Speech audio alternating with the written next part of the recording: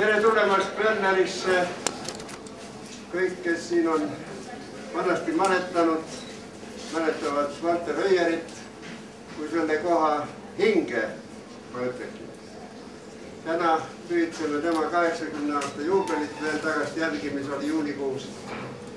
Ja muidugi loodame kõik, et Werneris ka edaspidi saab malet mängida. Tore on siin kohata härra Kortsnoit,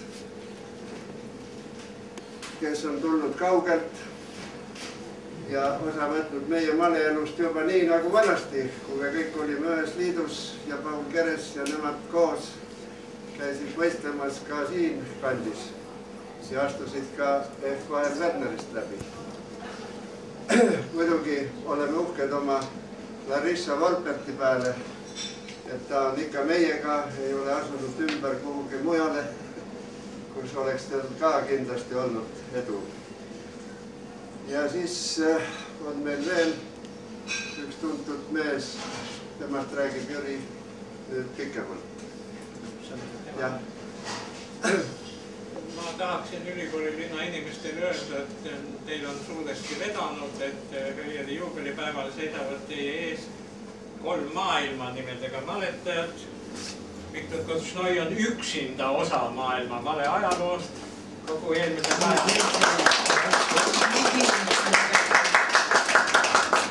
proua Larissa Volpert on 3 korda Nõukogude Liidu tšempion males, maailmameistri tiitli pretendent ja väga hea professor.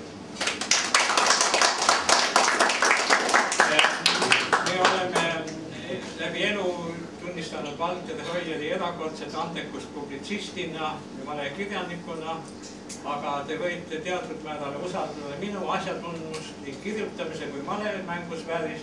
Minu kõrval seisab antud hetke maailma parim malest kirjutav inimene, suurmeister Keena Sosonko.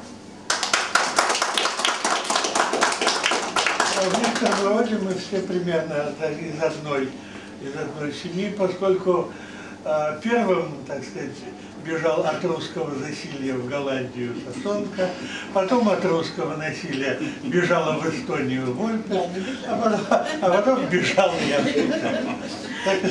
И все учились у 20 пионеров. И даже у одного тренера. Не надо. Мы говорили о политике, а не Möödunud aasta kevadel ma saatsin neid 3 ühel hetkel Tallinnast lennuki peale. Viktor Kortsnoi, Keena Sosonko ja eks-maailmameister Boris Spassky. Ja lennuväljal sõna peale väga osav mees Spassky ütles, teate, meie 3 oleme kõik Leningradlased ja me oleme kõik lõpetanud sama ülikooli koos Vladimir Iljitš Leniniga. Ainult Lenin elas välismaal ja tuli Venemaale tagasi, aga meie lõpetasime ülikooli ja jäime kõik välismaale.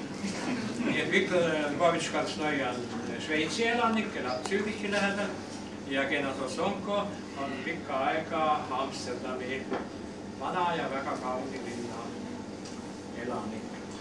Kõik nad puutusid kokku ka Valter Öieriga, keda me kõik hästi mäletame ja Larissa Iljinitšna tundis Valtert eriti hästi ja Larissa, расскажите minut 4 или 6 о Вальтере. В 1954 году я стал чемпионкой СССР.